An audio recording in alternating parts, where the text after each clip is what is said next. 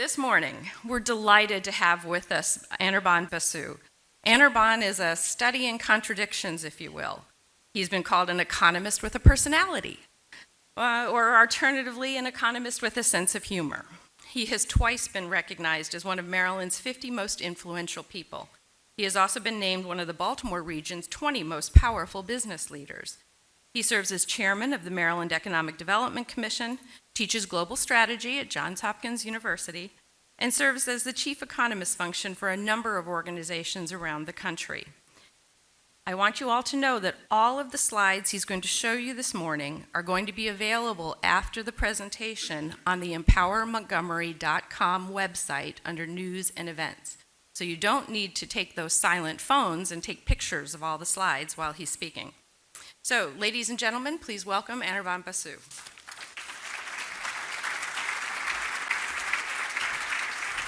Thank you very much. The economy of Montgomery County, some of the issues. All of the data, as had been indicated, all the data that you will see here are in a report. As I understand it, the executive summary of that report was actually leaked yesterday. It shouldn't surprise anyone. This is the Washington metropolitan area, after all. Leaks happen all the time, so I was actually quite sort of secretly thrilled by it. But there's a broader report that has yet to be leaked, and hopefully you'll get a chance to look at that, and it has about 50 exhibits, and you'll see all data pertaining to Montgomery County and its economic circumstances. I entitled the report "The Coming Storm," and you'll see a lot of weather-related indicators or titles as I go through the presentation. So weather is the theme of this presentation, but the coming storm, how years of economic underperformance have really, I think, in some sense, jeopardized the county's future. Not jeopardize is too strong of a word. Don't get me wrong. This is an enormously wealthy place. It's an enormously successful place. It didn't end up as being on the 20 finalist list for Amazon HQ2 by not being an incredibly competitive place. Don't get me wrong. But one could argue pretty easily that it's underperformed its own potential along many key dimensions. I'm speaking to a lot of business people today. I was actually speaking yesterday. A reporter came to me, yesterday from the Washington Business Journal, and she said, "You're going to talk tomorrow, aren't you?" I said, "Yeah." And she said, "You're going to talk about slow job growth, right?" I said, "Yeah." And she said, "Well, that's not news. That's not news. Everyone knows that. And in fact, it's not raining jobs. One of the things we looked at, of course, is jobs, and it's no secret that job growth in the county has been slow. In 2016, the county was home to fewer jobs than in 2006, despite the addition of 11,603 public sector positions. But private sector employment has really shrunk over time. And the other aspect of this is there's almost no business formation in the county, on net. That for every one business that dies, one business is born.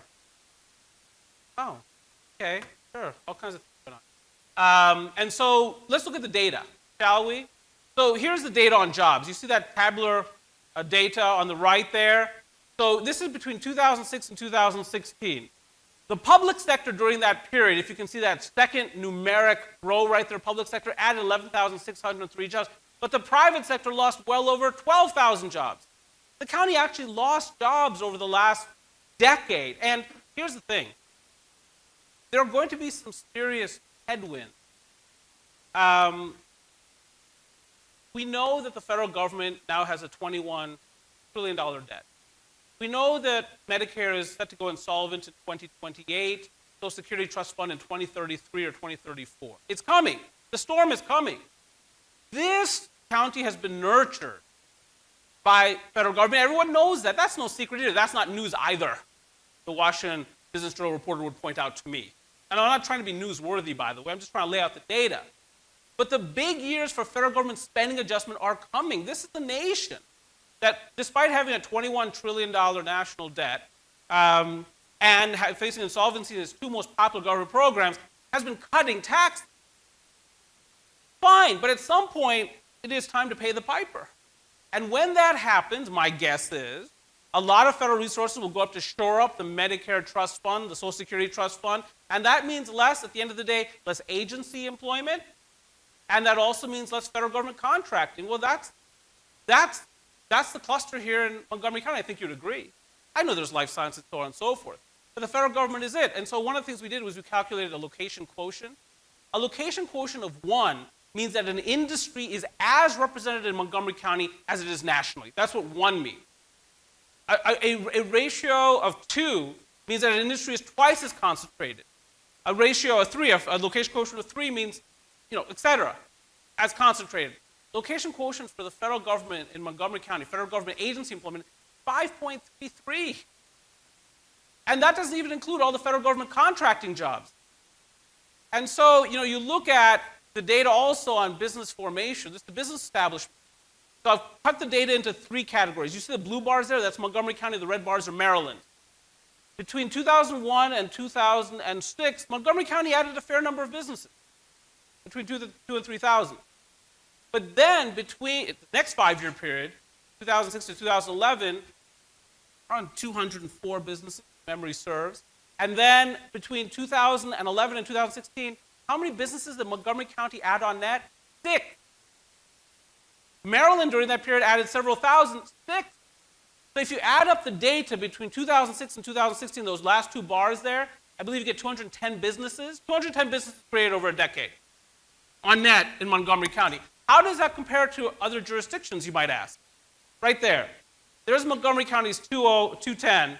Prince George's County, slightly less than 400. Look at Washington, D.C., over 7,000 net new businesses. Now, I don't know if that Washington Business Journal reporter is here. That's news. That's news. That's remarkable. And so this is on net again. It's not to say that there aren't people starting businesses in Montgomery County, but as I say, for every business that's born, 1 dies. And that's not been the story here. By the way, this should not be happening in some sense. You may be aware that we are in the midst right now of the 2nd longest economic expansion cycle in the nation's history. So there was a time when we can say, well, you know what, this is Great Recession, or this is sequestration, or this is all kinds of other things. The nation's economy is actually fairly strong. We'll get GDP data this morning. It's not going to be great for the first quarter, gross domestic product, but it's going to indicate that we have another quarter of economic growth in the books in this nation. So Montgomery County really stands out along this dimension. Low job growth and business formation has translated into stubbornly high commercial vacancy rates. The office vacancy rate ended last year around 13+ percentage points. Recent trends have been especially alarming, with office net absorption actually turning negative. In other words, more office space in this county last year, a year of recovery for the national economy, a year of recovery for the state's economy, more office space in this county was vacated than occupied. The assessed value of office buildings in Montgomery County has been stagnant over time. From 2006 to 2016, the assessed value climbed only 13.1%. That translates into a compound annualized growth rate of 1.2%. You have to ask yourself the question, is that kind of tax-based growth sufficient to support the quality of life of this county?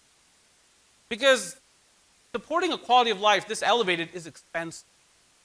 People expect the best parks, the most public safety, the finest schools in the land. That's what people have come to expect. And this is not just an issue for Montgomery County, by the way. This is an issue for all of Maryland. This county is responsible for more than 1 in 6 Marylanders. I mean, this population is over 1 million here. It's slightly less than 6 million statewide. 24.2% of all personal income in our state comes from Montgomery County. It's a quarter of the state's economy. There's this debate about who's the engine of economic growth in Maryland. Is it Baltimore City or is it Montgomery County? It doesn't matter. The point is we need Montgomery County to flourish, and it has not. And that's one of the reasons the state has not done particularly well either. And things get even more complex when you take out Bethesda Chevy Chase. People look at the cranes of Bethesda Chevy Chase and say, see, Montgomery County's fine. But if you look at the data, excluding the Bethesda Chevy Chase submarket, assessed value in the county has expanded only by 4.8% over the past year, for which you have a decade. That translates into a compound annualized growth rate of 0.5%. That doesn't begin to even cover inflation, let alone the growing needs of this population. More data. Too much data on here by half. But you see the direct vacancy rates, or that first numeric column for Kensington, North Bethesda, so on and so forth. really elevated vacancy rates, 28% in Kensington-Wheaton. And one of the things that I have noticed, by the way, is that in general, it's a general proposition, the commercial vacancy rates are a bit higher in older office buildings, Class B and Class C. Now, it doesn't necessarily have to be that way. It often is that way in many communities. But why is that? Well, you can understand, you say, oh, well, the Class A buildings are newer and they have more, technology and so on and so on. So, yeah, you know what the real reason is? It's a function of the fact that not enough companies are being created here. Because when I started my company back in 2004, we were stuck in an office building in East Baltimore. That's the best we could afford. Until 2012, we could move to downtown Baltimore. But it's that new startup that often occupies the Class B and Class C space because they can't afford the Class A space. That is effectively their incubator. But if you don't have business formation, guess what happens? Those spaces don't get filled up. So it is quite lovely to have Lockheed Martin and Marriott and so on and so forth, very prestigious employers. But you can look here and you can see those vacancy rates are sky high. You exclude Bethesda Chevy Chase, the vacancy rate last year in this county was around 15% office space again. Look at square footage under construction. Well, Anirban, we got over 700,000 square feet of office space under construction. What's the big deal? 660,000 square feet of that is in Bethesda Chevy Chase. Almost nothing happening in the rest of the county. And then you look at the net absorption for 2017, that's that last numeric column, negative, negative, negative, negative, negative, everywhere, including Bethesda Chevy Chase. And again, you have to ask the question, is this tax base growing fast enough to support the growing needs of this population? Oddly enough, the population in Montgomery County is becoming both older and younger. Here's what I mean. The population of elderly, of course, on the rise. During the period that we covered in the report, 2016, the senior population increased by around 42,500. At the same time, the county student population is expanding. Montgomery County Public Schools enrollment is projected to increase over the next, 6-7 years. We know that. And at the same time, poverty has been on the rise. Now, look, there's not a lot of poverty in this county. I'm from Baltimore. I know poverty. But the poverty rate is on the rise. In recent years, from 3.7% to 4.7%. And it just speaks to need. But if the tax base is not there to support that, my goodness, somebody's quality of life has got to be diminished. See, here's the thing. There are some people out there who think that business is the enemy. They think that. Business pays for everything. Business puts food on the table. People say, well, people pay personal property taxes. Well, where do they get the income to pay those personal property taxes? Where do they get the income to pay their residential property tax? It all comes from business. Yeah, but government employs them too. Well, how does government taxes people and business so on? It's all business. And yet business is often viewed as the enemy, as the exploiter. I know, my mind is, this week, something that the mayor of Baltimore said. Basically, she said that one of the real problems we have in Baltimore, one of the real reasons for criminality is that we have corner stores. That's the problem. That it's the small business entrepreneur who is the problem, the enemy. And if we got rid of them, maybe we'd have a safer city. But this is the attitude. Business pays for everything. So there's some rising temperatures here. So between 2006 and 2016, Montgomery County's population expanded at a compound annual growth rate of around 1.1%, which is not particularly slow as it turns out. But then we have to get into the issues of the composition of that population growth. At the same time that population was growing at a 1.1% compound annual growth rate, the number of responses to public safety events by emergency responders increased by 1.5% per annum. The number of applicants approved for home energy program assistance increased 4.3%. The number of arrests grew at a 4.2% rate. In short, the county faces growing socioeconomic pressures after a period of rapid debt accumulation. And I'll talk about debt in a moment. Here's another way of looking at things. Unfortunately, the latest tax data that we have that allows us to analyze migration patterns is from 2014, 2015, that tax. But it's still quite telling. So this first numeric row here, in migration total, shows you the income that came into the county So the adjusted gross income that came into the county as people moved into the county. You can see there it's in the range of $1.4 billion. Then the second number there relates to the out-migration total, the income associated with people moving out of the county. You can see there, this is domestic migration, by the way, as opposed to international migration, but it's 1.8 billion. So how much taxable income was lost in the county in just one tax year? $438 million of adjusted gross income left this county. You can see it another way. The last two numbers there, the in-migration average for tax return, that's adjusted gross income. You can see there perhaps it's around $69,000 for incomers, which is not a particularly low number, by the way. But the outgoers, their adjusted gross income on average, $80,000. Tax base leaves. And tax base leaves faster, of course, when public needs cannot be satisfied. And what this report is all about is the notion that this soft economic growth that's been in place for years, and which I understand, that's not news, but here's the news for that reporter. He's here.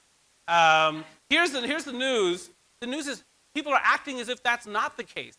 There's been almost no response. So everyone knows it. It's no secret. I understand that. But it's not as if people are actually responding to it, the information. I mean, that's what this is about today, right? What do they plan to do? So on and so forth. We'll get more into that in a moment. So debt. Going green with debt. Indebtedness has been on the rise in the county. That's not a secret. Everyone understands this. But you can see here how in recent fiscal years, this indebtedness has continued to rise. And what that translates into ultimately is debt service. Growth in debt service. And it's important to note that the county's debt service, as is true with governments around the land, across the land, has been held lower by these ultra-low interest rates that we have been enjoying for years. But you see it now. Those of you in finance can tell me that the 10-year Treasury has been yielding around 3% recently. The 2-year Treasury yield is up to 2.5%, so on and so forth. And interest rates, everyone knows, are on the rise. Inflation's on the rise. Borrowing costs are going up. Costs of hiring people to provide services is going up. And the county already has increased its debt significantly. In fact, according to Maryland's Department of Legislative Services, Montgomery County's debt level expanded 6.1% on an average annual basis from FY 2012 to FY 2016. That represents a 27% increase in indebtedness. That places Montgomery County fourth in the state in terms of the fastest annual growth in debt among Maryland's counties over that time period. Number one, by the way, doesn't surprise anybody, Prince George's County. And then after that, two economies with seasonal economies, Garrett and Worcester counties. They have a challenge because they don't have 12-month year-round economies. The Department of Legislative Services further indicates that the rate of Montgomery County debt to real and personal property assessable base has grown from 2.8%, that's the ratio of Montgomery County debt to real and personal property assessable base has grown from 2.8% in FY 2006 to 3.3% by FY 2016. Montgomery County ranked fourth among all counties in terms of the highest debt to assessable base ratio in Maryland in FY 2016 after, again, predictable, Baltimore City, Prince George's County, and Baltimore County. This is where I happen to live. And so, can I tell you? And this has happened during a period of U.S. economic recovery. This has happened during a period during which the federal government has not really been dealing with its deficit demons. You've seen in a couple of fiscal years, the federal government will be running a $1 trillion annual budget deficit. $1 trillion. At some point, we have to pay that back, or maybe we just print money. I don't know what's going to happen. But the point is, we have to deal with it. And there's going to be some tough times ahead. And Montgomery County is right in the crosshairs. This period of economic history should have been about what? Economic diversification, private sector growth, positioning the county for that ultimate budgetary adjustment that will take place in Washington, D.C. That's what 2000 to 2016 should have been about. Instead, it has been about almost an absence of business formation, an absence of private sector job growth, an absence of tax-based growth. So, in nominal terms, annual debt service climbed from $248 million to $401 million. That's an increase between FY 2010 and FY 2017 of $152.6 million a year just in debt service. What does that mean? That means not one additional, if you're spending $153 million additionally on debt service, You're not putting food on a child's table. You're not buying textbooks. You're not fixing up parks. You're not doing all those things or dealing with, and you do have this issue, by the way. I know Montgomery County is a phenomenal place. You do have some traffic issues. I will say that. I will say that. I will say that. Probably not a secret either, but that means that FY 2017 debt service was more than 61% above its FY 2010 level. County debt service grew more than 4 times the rate of inflation. Meanwhile, other categories in the budget are being sort of shoved down as debt service takes an increasingly large share. Compound annual growth rate increase in education expenditures, 2.2%. Health and Human Services, 2.2%. Public safety, only 1.8% per annum. Culture and recreation, just 1.2%. That is not consistent with elevating quality of life. And look, this would not be an issue if what had happened? If businesses had grown more rapidly in the county. Because why? Because business pays the bill. Whether directly or indirectly, it's business. Very few people understand this. There was a president once who said the business of America is business. He seemed to get it. Otherwise, people seem to have forgotten this.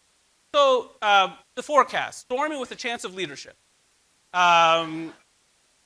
Look, most communities would envy Montgomery County. There's no question about that. And we know about Amazon and all these kinds of things. We know Montgomery County is an extraordinary place. Whether it's the NIH or FDA or the Strathmore or Lockheed Martin or this biotech cluster, whatever it happens to be, it's a phenomenal, wonderful, inclusive, embracing place. It is, for instance, the international gateway to Maryland. Somebody from abroad comes to Maryland, they're more likely to end up in Montgomery County than any other place. And it speaks to, of course, the culture of this county. Wonderful. Wealthy and highly educated. Home to all kinds of agencies, enormously influential like NIH and FDA, you know all that. Headquarters of Lockheed Martin Marriott, you know all that. One of the finest public school systems in the nation.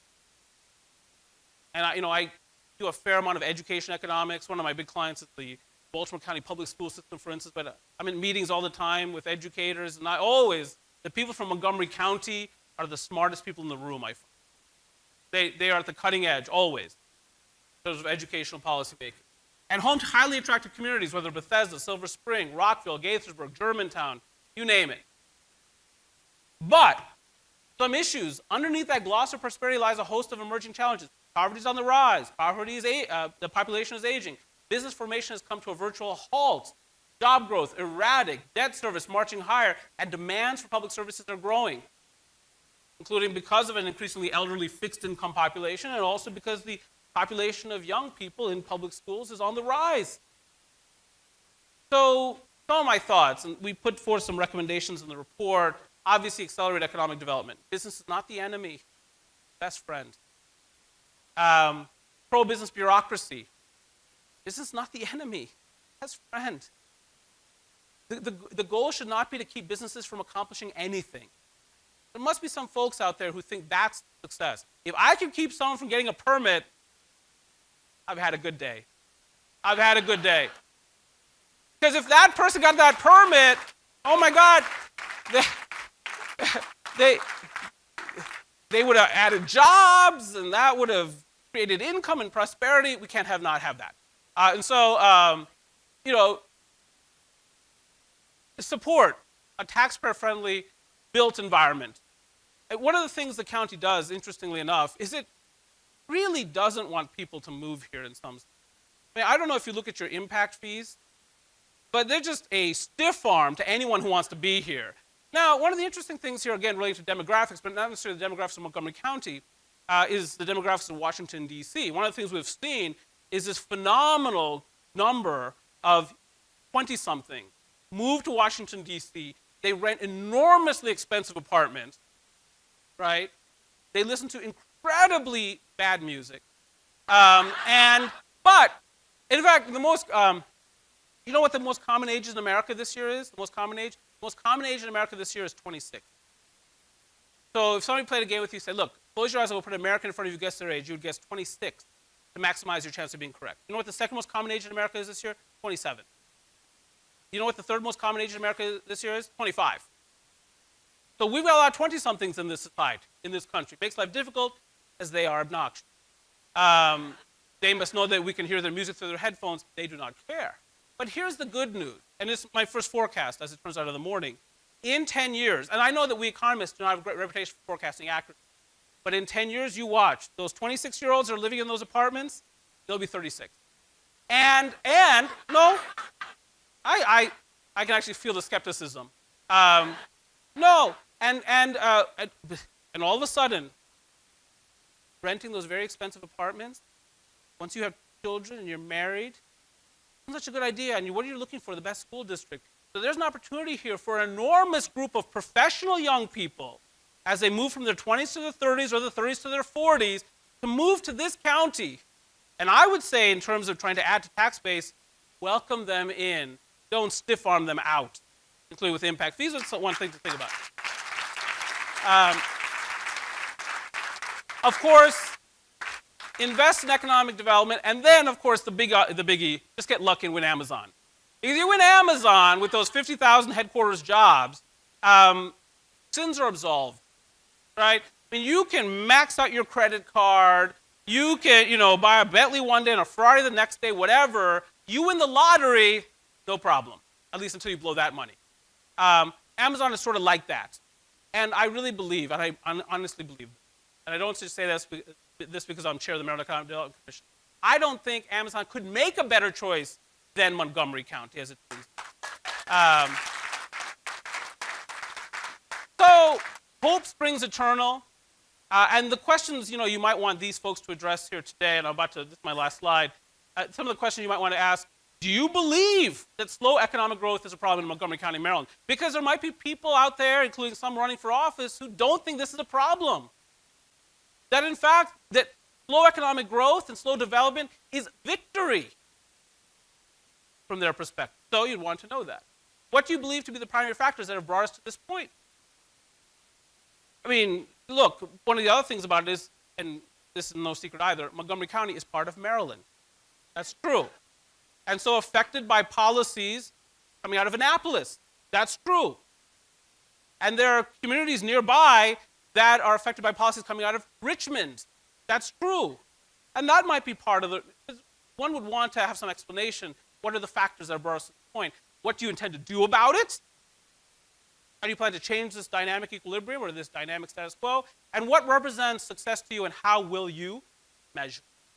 I want to thank you very much for listening to me this morning. It has been an absolute privilege.